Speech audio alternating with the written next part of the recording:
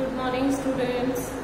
आज हम भारतीय संविधान का सबसे इम्पोर्टेंट टॉपिक प्रस्तावना लेके आ रहे हैं और प्रस्तावना के बारे में हम विस्तार से पढ़ेंगे। चूँकि वैसे क्लास जो होती है तो मैं प्रस्तावना सबसे पहले पढ़ाती हूँ, उसके बाद में विशेषताएं पढ़ाती हूँ, क्योंकि संविधान की प्रस्तावना में ही बहुत सारी विशेषताएं निहित हैं। यदि विद्यार्थी को प्रस्तावना याद हो जाती है तो उसको कम से कम 10 विशेषताएं याद हो जाती है संविधान की। तो जितनी भी हमने 20 विशेषताएं पढ़ी क्रमवाइज, उनमें से 10 विशेषताएं प्रस्तावना में निकल के आ जाते हैं। यदि किसी को पूरी विशेषताएं नहीं याद होती है, यदि प्रस्तावना याद है तो वो बिना देखे बिना सोचे समझे प्रस्तावना के आधार पर ही 10 विशेषताएं लिख सकता है। देखो, आज प्रस्तावना के बारे में बता रही हूँ मैं। प्रस्तावना में सबसे पहले है हम भारत के लोग भारत को, यानी कि ये जो संविधान बनाया गया है ये किसने बनाया है? सबसे पहले आपको ये हम भारत के लोग, यानी हम भारत के लोगों ने ये सब बनाया है। ये देखिए, जो विज्ञान का अनुच्छेद है, 12 अनुसूचियां है, 22 भाग हैं और 5 परिशिष्ट हैं। ये सब किसने लिखे हैं? हम भारत के लोगों ने। यानी जो हमारा संविधान है वो किसी विदेशियों ने नहीं बनाया है, हमने स्वयं बनाया है। हम भारत के लोग भारत को, हम भारत को, यानी ये प्रस्तावना का दूसरा नाम है उद्देशिका। उद्देशिका ये अब बताता है कि लोग भारत को हम कैसा बनाना चाहते हैं, यानी हमारा उद्देश्य क्या है इस प्रस्तावना में। भारत को क्या बनाना चाहते हैं? हम भारत को बनाना चाहते हैं संपूर्ण प्रभुत्व संपन्न। नंबर 1 क्या बनाना चाहते हैं? संपूर्ण प्रभुत्व संपन्न। दूसरा समाजवादी। तीसरा है पंथ निरपेक्ष। चौथा है लोकतंत्रात्मक और 5वां है गणराज्य। यानी ये हमारी प्रस्तावना का उद्देश्य है। हम हमारी प्रस्तावना में बताना चाहते हैं कि हम हमारे देश को क्या बनाना चाहते हैं। हम हमारे देश को संपूर्ण प्रभुत्व संपन्न बनाना चाहते हैं। हम हमारे देश को समाजवादी विचारधारा वाला बनाना चाहते हैं, यानी जो समाज को आगे रखे चलता है। पंथ निरपेक्ष, यानी किसी धर्म विशेष में, राज्य का कोई धर्म नहीं है, कोई सभी धर्मों को समान मानता है, किसी धर्म के साथ किसी प्रकार का कोई भेदभाव नहीं करता है। और लोकतंत्रात्मक, यानी लोगों का शासन है, यहाँ पर किसी राजा महाराजा का नहीं है। गणराज्य, यानी कि हमारा जो प्रमुख होता है, संवैधानिक प्रमुख होता है। 2 तरह के प्रमुख होते हैं, एक वास्तविक प्रमुख होता है और दूसरा संवैधानिक प्रमुख होता है। जो हमारा संवैधानिक प्रमुख होता है वो पैतृक न होकर के निर्वाचित होता है। भले वो अप्रत्यक्ष रूप से होता है लेकिन निर्वाचित होता है। इसलिए हमारा जो भारत का संविधान है वो क्या, हमारे जो प्रस्तावना है वो कहती है कि हम भारत को क्या बनाना चाहते हैं। इन 5 बातों में स्पष्ट कर दिया गया है।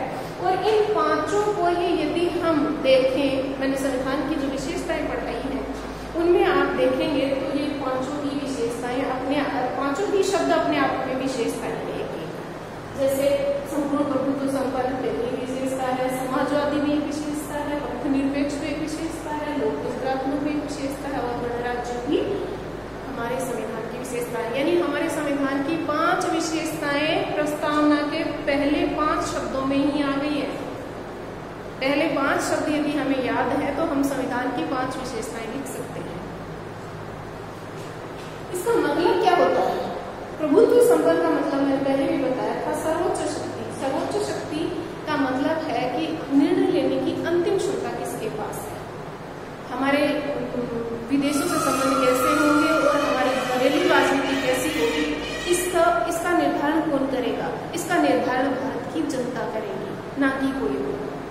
तो हमारी जो प्रभुत्व शक्ति, इसमें कहा गया है हम भारत के लोग इस संविधान को अंगीकृत, अधिनियमित, आत्मार्पित करते हैं। यानी कि जो भी निर्णय ले रहे हैं वो सब हम भारतीय ले रहे हैं, भारत की जनता सर्वोपरि है। फिर आता है समाजवादी। समाजवादी शब्द हमारे संविधान में पहले नहीं था। हमारे संविधान की प्रस्तावना में 3 ऐसे शब्द हैं जो बाद में जोड़े गए हैं। एक तो समाजवादी, दूसरा पंथ निरपेक्ष और तीसरा है अखंडता। हमारे संविधान की प्रस्तावना में मात्र 1 संशोधन हुआ है और उस संशोधन से 3 शब्द जोड़े गए हैं, समाजवादी, पंथ निरपेक्ष और अखंडता।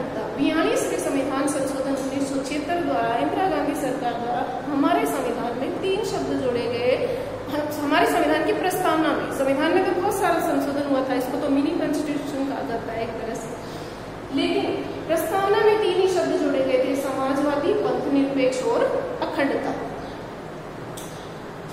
पंथ निरपेक्ष का मतलब है कि राज्य का अपना कोई धर्म नहीं है, राज्य के लिए सभी धर्म समान है, किसी को भी एक विशेष धर्म का दर्जा नहीं दिया गया है। भारत में 80% हिंदू होते हुए भी भारत एक पंथ निरपेक्ष राष्ट्र है। सभी धर्मों को, चाहे वह हिंदू है, मुस्लिम है, सिख है, ईसाई है, चाहे फारसी है, बौद्ध है, जैन है, कोई भी धर्म है, सभी धर्मों को समान मान्यता है। अपना धर्म के अनुसार उनको उनका अनुसरण करने की उनको छूट दी गई। उसके बाद है लोकतंत्रात्मक व्यवस्था। लोकतंत्रात्मक का मतलब है जनता का, जनता द्वारा जनता के लिए शासन, यानी यहाँ पर लोगों का शासन है। उसके बाद गणराज्य के बारे में मैंने बताया, गणराज्य में जो हमारा संवैधानिक प्रमुख होता है वो पैतृक ना होकर के निर्वाचित होता है। जैसे हमारा संवैधानिक प्रमुख कौन है? राष्ट्रपति। राष्ट्रपति जो हमारा है वो कोई पैतृक नहीं है, जैसे राजा महाराजाओं के टाइम में चला था, राजा का बेटा राजा उसका बेटा राजकुमार, वो राजा, यहाँ ऐसा नहीं है। हमारे यहाँ हर 5 वर्ष बाद में चुनाव होते हैं और जो उम्मीदवार जीतता है वो राष्ट्रपति पद में सुशोभित होता है। बनाने के लिए तथा उसके समस्त नागरिकों को, अब ये तो था कि हम देश को क्या बनाना चाहते हैं, ये हमारा उद्देश्य है, हम देश को क्या बनाना चाहते हैं, साथ ही हम नागरिकों को क्या क्या देना चाहते हैं। भाई देश को हम कैसा बनाना चाहते हैं ये तो बता दिया, अब नागरिकों को हम क्या क्या देना चाहते हैं ये बता रहे हैं कि राजनीतिक समस्त नागरिकों, भारत के जितने भी नागरिक हैं उन सब नागरिकों को सामाजिक, आर्थिक और राजनीतिक न्याय, यानी 3 तरह के न्याय की बात करता है, सामाजिक, आर्थिक और राजनीतिक। ये ध्यान रखना, इसमें कई बार धार्मिक भी ऑप्शन लेकर के कि भारतीय संविधान की प्रस्तावना में कि कौन सा न्याय नहीं शामिल किया गया है, तो धार्मिक को बीच में घुसा देते हैं, डाल देते हैं, तो हम उसको टिक कर देते हैं। ऐसा नहीं है, इन शब्दों को ध्यान रखना और इन शब्दों का क्रम भी ध्यान रखना है। ये इसी क्रम से भी पूछे जाते हैं, जो कंपटीशन एग्जाम्स होते हैं उनमें इन छोटी छोटी बातों को बहुत ध्यान से, अब अपन सोच रहे हैं कि प्रस्तावना में क्या है, कुछ भी नहीं है प्रस्तावना में सीखने जैसा, लेकिन जो कंपटीशन एग्जाम होते हैं उनमें यदि किसी व्यक्ति को अपनी प्रस्तावना याद है ना, तो वो कम से कम एक सवाल हल कर सकता है, और ऑलमोस्ट एग्जाम्स में प्रस्तावना में से एक क्वेश्चन जरूर आता है। ताकि तो ये भी पूछ लिया जाता है कि हम शब्द, भारत शब्द कितनी बार आया है, नागरिकों शब्द कितनी बार आया है प्रस्तावना में, ऐसे छोटी छोटी बातें पूछ ली जाती हैं। सामाजिक, आर्थिक, राजनीतिक कितनी प्रकार की न्याय की बात की गई है। सामाजिक न्याय का मतलब है कि समाज में किसी प्रकार का भेदभाव नहीं किया जाएगा, जाति, धर्म, वर्ण, इन सब के आधार पर किसी प्रकार का कोई भेदभाव व्यक्तियों के साथ नहीं किया जाएगा, सभी के साथ समान व्यवहार किया जाएगा। आर्थिक न्याय का मतलब है कि व्यक्ति को आधारभूत सुविधाएं प्रदान की जाएंगी, ना कोई बहुत ज्यादा अमीर होगा और ना कोई बहुत ज्यादा गरीब होगा, यानी कि व्यक्ति अपने विकास के लिए जो मूलभूत सुविधाएं होनी चाहिए कम से कम वो तो एक राज्य उसको उपलब्ध करवा सकते हैं। तो राजनीतिक न्याय का मतलब है कि आप उम्मीदवार, आप वोट डाल सकते हैं, उम्मीदवार बन सकते हैं, राजनीति में आप भागीदारी निभा सकते हैं। उसके बाद में है विचार, अभिव्यक्ति, विश्वास, धर्म और उपासना की स्वतंत्रता। बच्चों ये पूछ लिया जाता है कि कितने प्रकार की स्वतंत्रता की बात की गई है, तो इसमें 1, 2, 3, 4 और 5 प्रकार की स्वतंत्रता की बात की गई है। कहाँ पर? प्रस्तावना में, ये ध्यान रखना, प्रस्तावना में इतने प्रकार की स्वतंत्रता की बात की गई है। तो स्वतंत्रता का मौलिक अधिकार आएगा, उसमें हम अलग से बात करेंगे।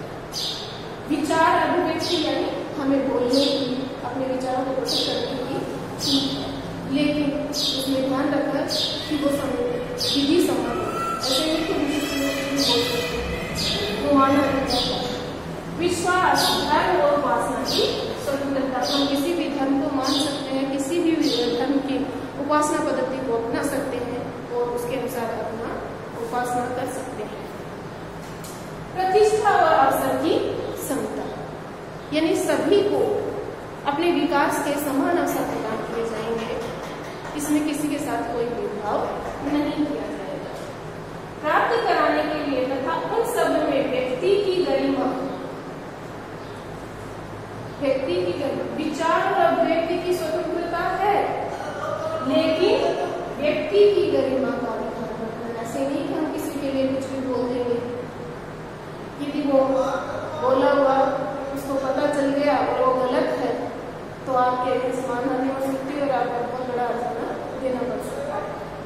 राष्ट्र की एकता यानी देश को एकता के सूत्र में बनाए रखने के लिए और अखंडता,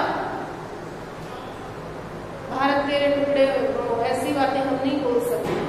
भारत की अखंडता सुनिश्चित करने वाले दृढ़ वाली बंधुता बढ़ाने के लिए, बंधुता का मतलब भाईचारा बढ़ाने के लिए, ये स्वतंत्रता, समानता, बंधुता, ये संविधान होगा कि फ्रांस की राज्य क्रांति हुई थी 1789 में, उसके गोल हैं और ये हमारे प्रस्तावना में भी लिए गए हैं। तो कॉम्पिटिशन एग्जाम्स में पूछ लिया जाता है, तो उस दृष्टि से भी हमें चीजों को याद रखना चाहिए। दृढ़ संकल्प होकर अपनी इस संविधान सभा में आज तारीख कब लिखा गया ये संविधान, इसके साइन कब हुए, इसके साइन हुए 26 नवंबर 1949 को, और आजकल इस 26 नवंबर को हम संविधान दिवस मनाते हैं।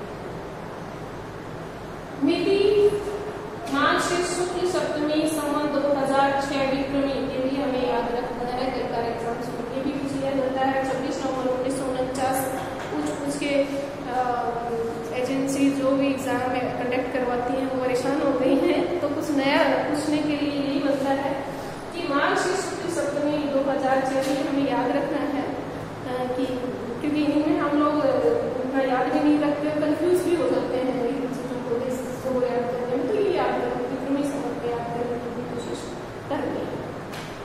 तो एक द्वारा यानी हमारे द्वारा हम संविधान को अंगीकृत करते हैं, अंगीकृत यानी अपनाते हैं, अधिनियमित करते हैं यानी इसको रेगुलेट कर रहे हैं, लागू कर रहे हैं, और आत्मार्पित करते हैं यानी खुद को ही समर्पित करते हैं। यानी ये जो संविधान है इसमें जो भी अच्छा या बुरा, संविधान सम्मत और विरोध, जो भी गलत है या सही है, कैसा भी है, जैसा भी संविधान है वो हम भारत ने बनाया है और हम उसको अंगीकृत, अधिनियमित और आत्मार्पित करते हैं। तो इन शब्दों के भी क्रम याद रखने हैं, क्योंकि इन शब्दों के क्रम भी कॉम्पिटिशन एग्जाम्स में पूछ लिए जाते हैं। आप लोग 12वीं क्लास में हो, आने वाले समय में आपको भी बहुत सारे कॉम्पिटिशन एग्जाम्स देने हैं, तो हमें उसी ढंग से तैयारी करनी है, हमें उसी ढंग से उस चीज को पढ़ना है, उस चीज को तैयार करना है। देखो बच्चों, यदि आप संविधान की प्रस्तावना को याद कर लेते हो तो डेफिनेटली संविधान की 10 विशेषताएं भी अपने आप याद हो जाती हैं। संविधान की विशेषताएं और प्रस्तावना दोनों ही 12वीं के सिलेबस में है।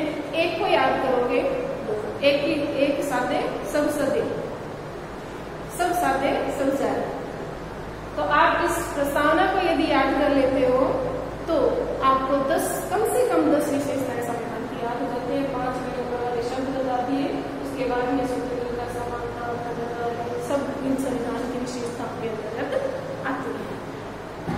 तो प्रस्तावना को बहुत अच्छे से याद कर लेना है। कुछ भी चीज यदि